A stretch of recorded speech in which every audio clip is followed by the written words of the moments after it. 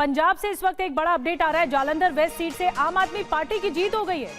बड़ी खबर आपको बता रहे हैं, जालंधर वेस्ट सीट से आपके मोहिंदर भगत जीते हैं। मुकाबला यहां पर भी बड़ा था और 37,000 वोट से जीते हैं। जो जानकारी इस वक्त हमें मिल रही है, 37,000 वोट से आम आदमी पार्टी के कैंडिडेट की जीत हो गई है। ये बात निकलकर सामने है। जालंधर वेस्ट सीट से आम आदमी पार्टी की जीत हुई है। 37,000 वोटों से जीतते हुए दिख रहे हैं मोहिंदर भगत। मोहित और ज्यादा जानकारी के साथ जुड़ रहे हैं। मोहित, बड़ा अपडेट है ये। हालांकि कांग्रेस भी सामने था, कांग्रेस का कैंडिडेट भी सामने था, आम आदमी पार्टी की बड़ी जीत हुई है। देखिए, बहुकोणीय मुकाबला था इस सीट के ऊपर और इस सीट को सीएम भगवंत मान ने अपनी साख का सवाल बना लिया था। करीब 1.5 महीने पहले ही वो वहां पर शिफ्ट हो गए थे। जालंधर वेस्ट इलाके में उन्होंने अपना एक मकान किराए पर ले लिया था, अपने परिवार के साथ वहीं डेरा डाला हुआ था और लगातार चुनाव प्रचार की पूरी कमान भगवंत मान ने अपने हाथ में ही संभाली हुई थी और इसका फायदा भी आम आदमी पार्टी को मिलता हुआ दिखाई दिया। सुबह से ही लगातार पहले राउंड के बाद से ही वो लीड कर रहे थे। हालांकि यहाँ पर बीजेपी भी टक्कर देने का प्रयास कर रही थी, कांग्रेस भी टक्कर दे रही थी, इसके अलावा बहुजन समाज पार्टी भी मैदान में थी, लेकिन एक तरफा जीत मिली है इस बहुकोणीय मुकाबले में, तो इसको बड़ी जीत कहा जा सकता है। लोकसभा चुनाव में सिर्फ 3 सीटें मिली थी पंजाब की 13 सीटों में से, तो एक तरह से आम आदमी पार्टी थोड़ा सा बैकफुट पर थी, लेकिन इस जीत से माना जा रहा है कि एक बार फिर से पार्टी ने अपना दमखम दिखाने का प्रयास किया है और सीएम भगवंत मान ने जो पूरी मेहनत की है चुनाव प्रचार को लेकर, उसका ये उसकी वजह से माना जा रहा है कि इतनी बड़ी जीत पार्टी को जालंधर वेस्ट में मिली है। ठीक है, तो ये जालंधर वेस्ट का आपको हमने बताया, आम आदमी पार्टी को 37,000 से ज्यादा वोट है, 37,325 वोटों से जीत मिले। और ये देखिए तस्वीर हम आपको दिखा रहे हैं, जश्न की तस्वीर आपके सामने। और यहां से जो आम आदमी पार्टी के उम्मीदवार हैं वो जीते हैं जालंधर वेस्ट सीट से।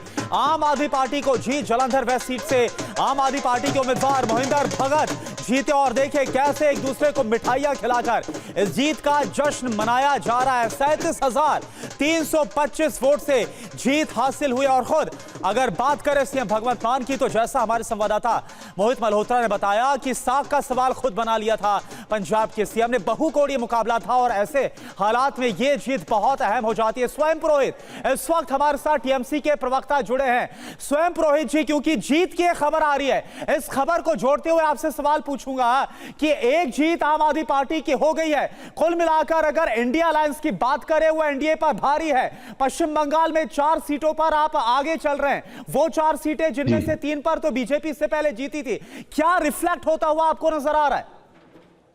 देखिए, रिफ्लेक्ट ऐसा है कि ये देश की जो जनता है 2024 का जो लोकसभा चुनाव हुआ उसमें अपना मैंडेट क्लियर दे दिया है कि उन्होंने नरेंद्र मोदी ने जो मोदी की गारंटी अब की बार 400 पार का नारा दिया था उसको नकार दिया है जनता ने। नरेंद्र मोदी जिस तरह से महंगाई, बेरोजगारी, किसी भी चीज पर उनका नियंत्रण नहीं है, खाली झूठे ढकोसले, झूठी बातें ये करके देश की जनता को पिछले 10-11 साल से गुमराह कर रहे हैं। तो देश की पढ़ी लिखी जनता है, उन्हें बेरोजगारी और महंगाई जैसे मुद्दों पर वोट मांगना चाहिए, न कि मंदिर मस्जिद जैसे मुद्दों पर। तो ये सब मुद्दों को जनता ने नकार दिया है। देश की जो पढ़ी लिखी जनता है वो सब समझती है कि आने वाले समय में उनको अपना भविष्य सुरक्षित करना है तो संविधान को बचाना है, संविधान की रक्षा करने के लिए वोटिंग होती है। और पूरा देश जान रहा है कि ये सरकार जाने वाली है, ये बैसाखियों के सहारे टिकी हुई सरकार है। चाहे एक तरफ नीतीश कुमार हो, एक तरफ आंध्र प्रदेश के चंद्रबाबू नायडू हो, उन 2 बैसाखियों पे टिकी हुई ये सरकार है। तो इनकी अब इनके जो दमखम वाली बात थी, जो बड़ी बड़ी डींगे हाथते थे, वो खत्म हो चुकी है। रही बात पश्चिम बंगाल की, तो मैं आपको बताना चाहूंगा पश्चिम बंगाल में एक सीट है मानिक तल्ला, हमारे पिछले जी ठीक है पुरोहित साहब, आपकी आवाज हम तक स्पष्ट नहीं पहुंच पा रही है। दोबारा आपसे कनेक्ट करते हैं। रामकृपाल जी भी हमारे साथ हैं। आपने बड़ी बात कही और 13 सीटों में से 12 सीटों पर इंडिया गठबंधन आगे चल रहा है। रामकृपाल सिंह, स्वयं जी का कहना यह है, रामकृपाल जी, कि जनता बहुत कनेक्ट करती है, तो विधानसभा चुनाव और लोकसभा चुनाव अलग होते हैं, जनता किस आधार पर देखती है, मुद्दे अलग होते हैं, समीकरण अलग होते हैं। आपको क्या लग रहा है इन चुनावों में, उपचुनावों में? निधि जी, पहली बात तो यह है कि जो अब तक का सीन है उसको लेकर के कह सकते हैं हम कि ये कांग्रेस के लिए एक तरह से, या इंडिया अलायंस के लिए एक अच्छी खबर आ रही है या उसके संकेत मिल रहे हैं। और बीजेपी के लिए जरूर ये सोचनीय वो समय है। लेकिन एक चीज मैं बता दूं जो अभी पार्टियों के प्रवक्ता कांग्रेस के और जो कह रहे थे, मेरा कहना है कि आप अगर जीत रहे हैं तो कम से कम इस बात को लोकसभा के चुनाव से मत जोड़िए, कभी भी नहीं। अतीत के मैं कितने उदाहरण आपको दे दूं। राजीव गांधी जी 85 में 400 सीटें लेकर के 84-85 में आए थे और कर्नाटक का चुनाव 100 दिन के अंदर हुआ। वहां पर जिस कर्नाटक की जनता ने राजीव गांधी को सारी सीटें दे दी थी, उसी कर्नाटक की जनता ने जब राज्य का सवाल आया तो रामकृष्ण हेगड़े की जनता पार्टी को चुना। देखिए, विधानसभाओं के चुनाव, जब विधानसभा का आम चुनाव लोकसभा के आम चुनाव की तरह नहीं होता है, तो ये उपचुनाव को आप लोग इसका नतीजा केंद्र पर मत ले जाइए। हाँ, आप जीत रहे हैं। मैं एक और उदाहरण बता दूं।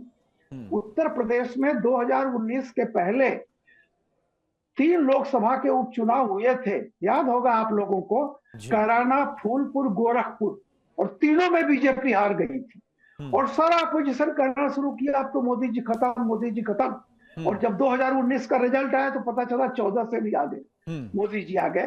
तो मेरा इतना ही कहना है कि आज की तारीख में जो संकेत आ रहे हैं, निश्चित तौर पर वो बीजेपी के लिए चिंता की बात है, वो जेडीयू के लिए चिंता की बात नहीं है। जेडीयू बिहार में बढ़ रही है और टीडीपी का कोई साख्ताओं पे नहीं है।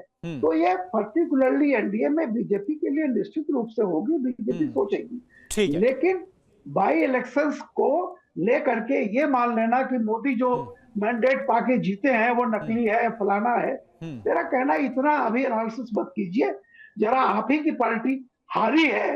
राजीव गांधी को 400 सीट मिलने के बाद भी वो पार्टी हार गई कर्नाटक में 100 दिन के भीतर। तो माफ कीजिए, इस तरह की चीजों को तुलना नहीं की जाती। ठीक है।